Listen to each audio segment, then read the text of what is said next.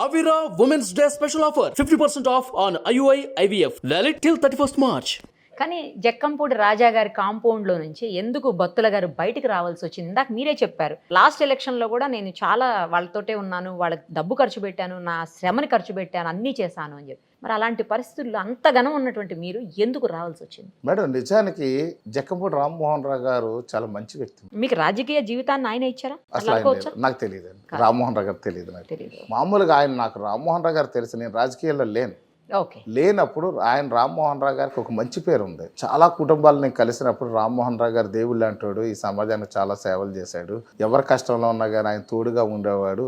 ఆయన కూడా ఒక పేద కుటుంబం నుంచి వచ్చాడు, చాలా మంచి చేశాడు ఈ సమాజానికి, మన ప్రాంతంలో కూడా చాలా చేశారు అనేది చాలా మంది చెప్తుంటే విన్నాను మేడం. సో ఆయన మరణానంతరం ఆయన కొడుకు కానీ వాళ్ళ భార్యకి కానీ లేదా వాళ్ళకి కానీ చాలా ఇబ్బందులు పడి నరకాన్ని చూసి ఒక మంత్రి కొడుకు పేదరికంలోకి వచ్చేసాడు.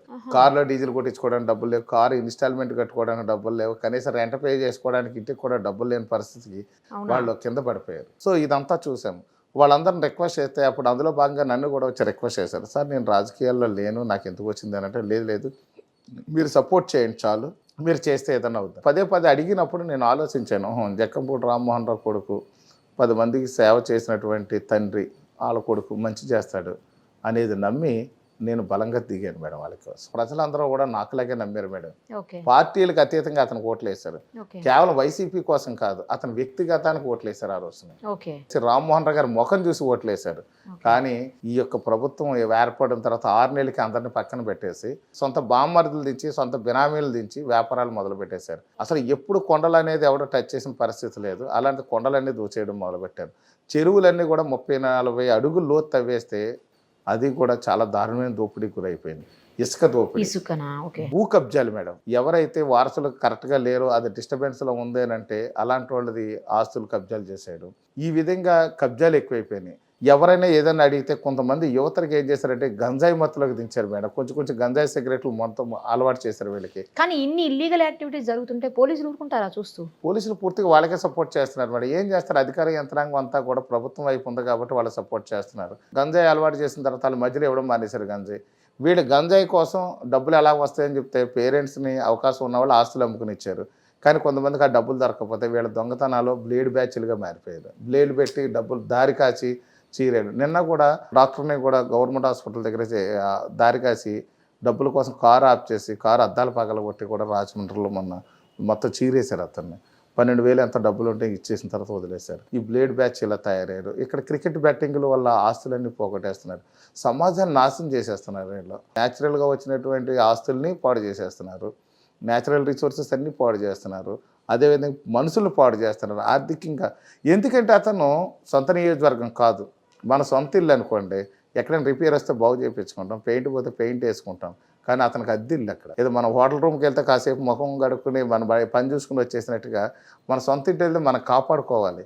కానీ అతను సొంత ఇల్లు కాదు కాబట్టి అతను ఎలా అయినా వాడేసుకోవచ్చు అన్నట్టుగా నియోజకవర్గాన్ని అన్ని విధాలుగా పాడు చేసేస్తున్నారు. ముఖ్యంగా నా దగ్గరకు వచ్చేసరికి మా గ్రామంలో 30 ఏళ్ళగా తాగునీరు లేక ఇబ్బంది పడుతున్నారు. నా చిన్ననాటి నుంచి కూడా నేను చూస్తున్నాను. పక్క గ్రామం నుంచి వస్తే మాకు నీళ్లు, మా గ్రామంలో నీళ్లు లేవు. ఇలాంటి పరిస్థితుల్లో మా గ్రామాన్ని అంతా కూడా మంచినీళ్ళు అందిస్తానని చెప్పేసి ఎలక్షన్ ముందు అలా చెప్పాను. వాళ్ళ ఎలక్షన్ ముందే నేను చెప్పాను. ఆయన అడిగితే పలుసార్లు అడుగుతున్నా కానీ ఆయన పట్టించుకోలేదు. అప్పుడు నేనేం చేశానంటే నా సొంత డబ్బులు తెస్తాను, టెక్నికల్ సపోర్ట్ ఇవ్వన్నాను. టెక్నికల్ సపోర్ట్ మీరు ఇవ్వండి, ఎందుకంటే డిపార్ట్మెంట్ పరంగా ఇస్తే ఉన్నదంతా డబ్బులు నా డబ్బులతో వేసేస్తాను. లేదు మీరు అలా చేయకూడదు, ఆ డబ్బులు కావాలంటే మాకు ఇవ్వండి, ప్రభుత్వానికి ఇచ్చేయండి అని చెప్పాడు. సార్ అలా కాదు సార్, ఓ పని చేద్దాం, ఒక 3 కోట్ల రూపాయలు నేను సేకరిస్తాను, నా ఫ్రెండ్స్ నా కుటుంబ సభ్యులు అందరూ కలిసి 3 కోట్లు మా గ్రామాన్ని డొనేట్ చేస్తాం, మేము దత్తత తీసుకుని పని చేస్తాం సార్, మా గ్రామాన్ని ఒక మోడల్ విలేజ్గా తయారు చేద్దాం సార్ అన్నాను. అంటే ఆయన ఏమన్నాడంటే, ఆ 3 కోట్లు తీసుకొచ్చి కలెక్టర్కి ఇవ్వండి, నియోజకవర్గం అంతా ఖర్చు పెడతారు, అంతే తప్ప మీ గ్రామం మీరు అభివృద్ధి చేసుకోవడానికి అవకాశం లేదన్న. సార్ నా ఒక్క గ్రామాన్ని నేను దత్తత తీసుకోగలను తప్ప నియోజకవర్గంలోని అన్ని గ్రామాలు తీసుకోలేను కాబట్టి నా ఒక్క గ్రామం నాకు అవకాశం ఇవ్వను. లేదు అలా అవ్వదు. సరే నాకు వీధి లైట్లు కావాలని చెప్పి ఇంకోసారి వెళ్ళి అడగడం అయింది. మా వీధి లైట్లు ఒక 60 స్తంభాలు ఉన్నాయి, అందులో ఒక 60 స్తంభాలు కావాలంటే ఎలక్ట్రికల్ గ్రీవెన్స్ అని పెట్టారు ఆయన. ఎలక్ట్రికల్ గ్రీవెన్స్ అని పెడితే ఒక 60 స్తంభాలు పడతాయి సార్ మాకు ఇవ్వండి అంటే, బడ్జెట్ లేదు, గ్రీవెన్స్ అనేది మామూలుగా అది ఫార్మల్గా పెడతాం తప్ప అసలు గ్రీవెన్స్లో స్తంభాలు ఇచ్చే పరిస్థితి లేదని చెప్పారు. ఇంకెందుకు సార్ ఈ గ్రీవెన్సెస్ ఎందుకు పెట్టారు అని అంటే, ఏం లేదని. అప్పుడు సొంత డబ్బులతో స్తంభాలు వేయించారు. సో అప్పుడు ఆయన చెప్పారు, మీరు సొంతంగా ఏది చేయడానికి వీలు లేదు అన్నారు. ఏది వీలు లేకపోవడం ఏంటి సార్, మంచి చేయడానికి మీరు అడ్డు ఏంటంటే లేదు లేదు నా ద్వారా చేయాలి, ప్రభుత్వం ద్వారా చేయాలి, మీరు ఏం చేశారు సార్. ప్రభుత్వం అనేది సెకండరీ, ప్రభుత్వం మీరు సహకరిస్తే నేను చేస్తాను అని అంటే లేదు, మీ ఒక్క విలేజ్ చేయడం కాదు, ఏది ఉన్నా సరే మీరు కాంట్రిబ్యూట్ చేస్తే మా గవర్నమెంట్ కాంట్రిబ్యూట్ చేయండి, అది నియోజకవర్గం అంతా వాడతారు. ఎన్నిసార్లు చెప్పినా ఏంటనే విషయం పరిశీలిస్తే అతనికి ఉన్నటువంటి సన్నిహితులు బాగా క్లోజ్గా ఉన్న వాళ్ళు అడిగితే ఇతను సొంతంగా పేరు తెచ్చేసుకుని రేపు పొద్దున మనకు ఎదురుగా ఇతను పోటీ చేసేటట్టున్నాడు. వైసీపీ తరపున రేపు నేను సెకండ్ అభ్యర్థిగా ఇతను పోటీ చేయడానికి రెడీ అయిపోతాడు నెక్స్ట్ ఎలక్షన్కి, కాబట్టి ఇతని ఎదగనివ్వకూడదని చెప్పి పలుమార్లు 10 మంది దగ్గర చెప్పడం మొదలుపెట్టాడు. ఆ రోజు నుంచి ఎప్పుడైతే అతను చెప్పడం నాకేమో ఈ విషయం తెలిసింది, ఆయన ఎప్పటికప్పుడు ప్రతి విషయంలో నన్ను దూరం పెట్టడం మొదలుపెట్టారు. నేను రాజకీయంగా ఏ స్టేజ్ మీద మాట్లాడలేదు, సపోర్ట్గా ఉన్నాను అంతే. నా గ్రామానికి మంచి చేయాలి, మంచినీళ్ళు అడిగితే కూడా ఇవ్వలేనప్పుడు ఈ ప్రభుత్వం ఎందుకు, మనమే అసలు మన ప్రాంతాన్ని మనమే ఎందుకు సేవ చేయకూడదనే విషయాన్ని నాలో బలంగా వచ్చినప్పుడు ఆలోచిస్తే అప్పుడు రాజకీయం కోసం వచ్చాను. ఆ విధంగా రాజకీయ ప్రస్థానం మొదలైంది. అవును మేడం. ఆయన దగ్గర ఆయన పార్టీలో ఉన్నవాళ్ళు, గతంలో ఎంపీ చేశాడు ఒక ఆయన, ఎమ్మెల్యే కూడా చేశాడు.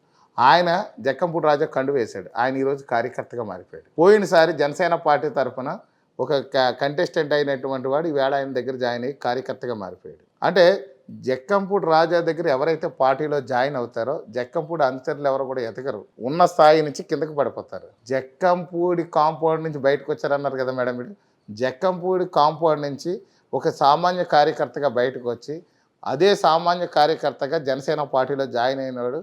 ఈరోజు రాజానగరం నియోజకవర్గానికి ఉమ్మడి అభ్యర్థిగా ఉన్న స్థానాన్ని తెచ్చుకున్నాడు అని అంటే జక్కంపూడిని వదిలేసిన వాడి వల్ల కూడా పై స్థాయికి వెళ్తాడు, జక్కంపూడితో వెళ్ళిన వాడల్లా ఉన్న స్థాయిని పోగొట్టుకుని దిగువ స్థాయికి వచ్చేస్తాడు అనే దానికి నేనే నిదర్శనం మేడం. మరి ఇప్పుడు మీరు నిన్న మొన్నటిదాకా కలిసి ఉన్నటువంటి ఆ జక్కంపూడి రాజా గారికే ఎగెనిస్ట్గా మీరు కంటెస్ట్ చేయబోతున్నారు, ఎలా అనిపిస్తుంది? నాకేమనిపించట్లేదు మేడం, ఎందుకంటే జక్కంపూడి రాజా అనేవాడు నాకు టార్గెట్ కాదు మేడం.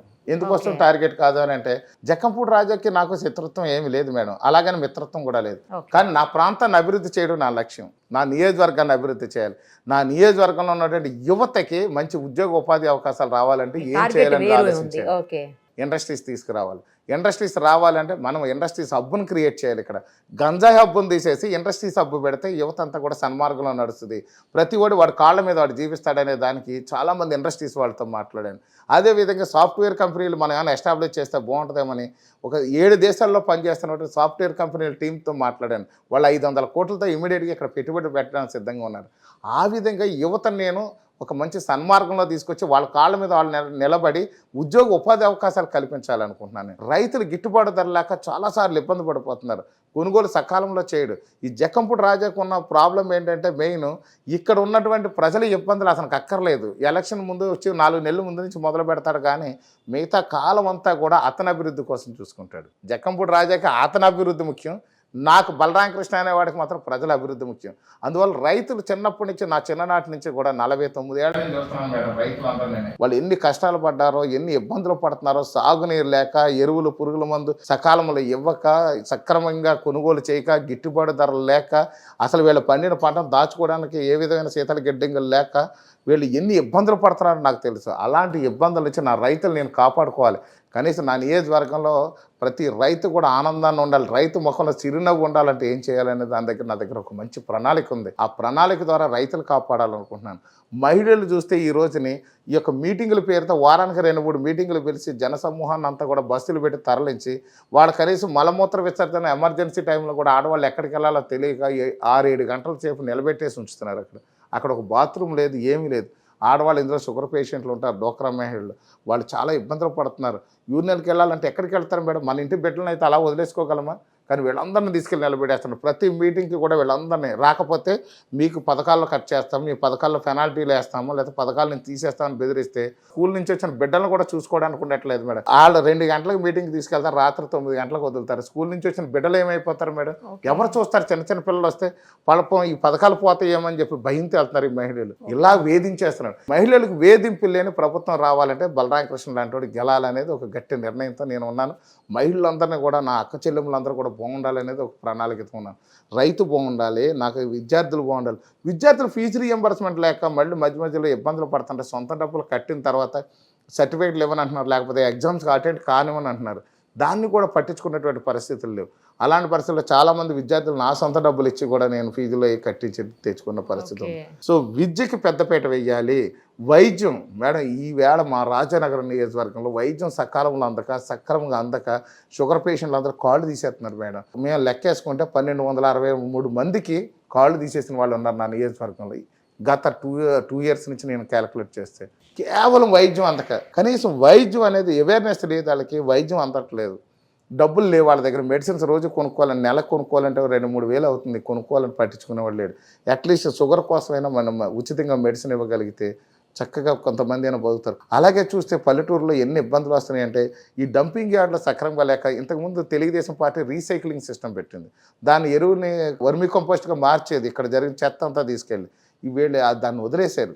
అది వదిలేస్తే ఎక్కడికక్కడ ఈ చెత్త అంతా పెరిగిపోయి, ప్లాస్టిక్ వ్యర్థాలు పెరిగిపోయి, అవి తగలబెడితే వచ్చే స్మెల్ వల్ల క్యాన్సర్ బారిన పడిపోయి ఈవేళ రాష్ట్రంలో మనం ఎక్కడ చూసినా సరే షుగర్ కంటే కూడా క్యాన్సర్ పెరిగిపోయిన పరిస్థితులు ఎక్కువ ఉన్నాయి. ఇప్పుడు ఇక్కడ మా క్యాన్సర్ హాస్పిటల్ ఈ మధ్యకాలంలో మేము పరామర్శించిన పేషెంట్ అట్లా ప్రతి గ్రామానికి ఎవరు చెప్పుకోవట్లేదు మేడం. నాకు క్యాన్సర్ ఉందంటే అవమానంగా భావించి చెప్పట్లేదు. కానీ ప్రతి గ్రామంలో 100 నుంచి 150 మంది క్యాన్సర్ పేషెంట్లు ఈవేళ ఉన్నారు. వాళ్ళు ఎలా రక్షించగలమనంటే ముందు డంపింగ్ యార్డ్లో పారిశుద్ధ్యం సక్రమంగా ఉండాలి. అది చేసిన రోజే ఈ ప్రజలందరూ కూడా ఈ యొక్క ఆరోగ్యంగా ఉంటారు. ఆరోగ్య రాజానగరం నియోజకవర్గం చూడాలనుకుంటున్నాను. విద్యా రాజానగరం నియోజకవర్గం చూడాలనుకుంటున్నాను. వైద్యంలో మంచి రాజానగరం నియోజకవర్గం చూడాలనుకుంటున్నాను. ఉద్యోగ రాజానగరం నియోజకవర్గం చూడాలనుకుంటున్నాను. రైతు దేవుడైన రాజానగరం నియోజకవర్గం చూడాలనుకుంటున్నాను. ఆడవాళ్ళలో చిరునవ్వుతో సంతోషంగా ఉండే రాజానగరం నియోజకవర్గం చూడాలనుకుంటున్నాను. గంజాయి హబ్ని తీసేసి ఇండస్ట్రీస్ హబ్గా మార్చాలనుకుంటున్నాను నేను. క్రికెట్ బ్యాటింగ్లు తీసేసి ఐటీ హబ్ని తీసుకురావాలనుకుంటున్నాను నేను. బ్లేడ్ బ్యాచ్ని తీసేసి వాళ్ళకు మంచి ఎంప్లాయీస్గా మార్చాలనుకుంటున్నాను. అసలు రాజానగరం నియోజకవర్గంలో పుట్టిన ప్రతి ఆడబిడ్డ కూడా బెంగళూరు, చెన్నై ఎక్కడికో పంపించాలంటే మాది పూర్తిగా రైతు ఆధారిత ప్రాంతం, పూర్తిగా రైతు కుటుంబాలు. ఇంకా ఎక్కడికో ఆడపిల్లలు బయటకు వెళ్తే ఏమైపోతారని భయంతో ఉండిపోయి ఎవరు ఉద్యోగాలు పంపించట్లేదు. డిగ్రీ కానీ బీటెక్ కానీ చదువుకుంటే స్థానికంగా ఆడపిల్లకి ఇక్కడే ఉద్యోగం దొరకాలని చెప్పేసి నేను ప్రణాళిక సిద్ధం చేసుకున్నాను. చాలామంది ఇక్కడ పేదలు ఎవరైతే ఉన్నారో చిన్న చిన్న కుటుంబాల వాళ్ళు, చదువు లేని వాళ్ళు హైదరాబాద్లో అపార్ట్మెంట్ల దగ్గర వాచ్మెన్లు కానీ పని వాళ్ళు కానీ మిగిలిపోయారు మేడం.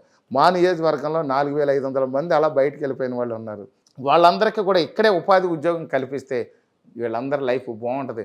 ఎందుకంటే తల్లిదండ్రులు చూసుకోవడానికి ఉండట్లేదు, వాళ్ళు వృద్ధులైనటువంటి అత్తమామలు చూసుకోవడానికి ఉండట్లేదు.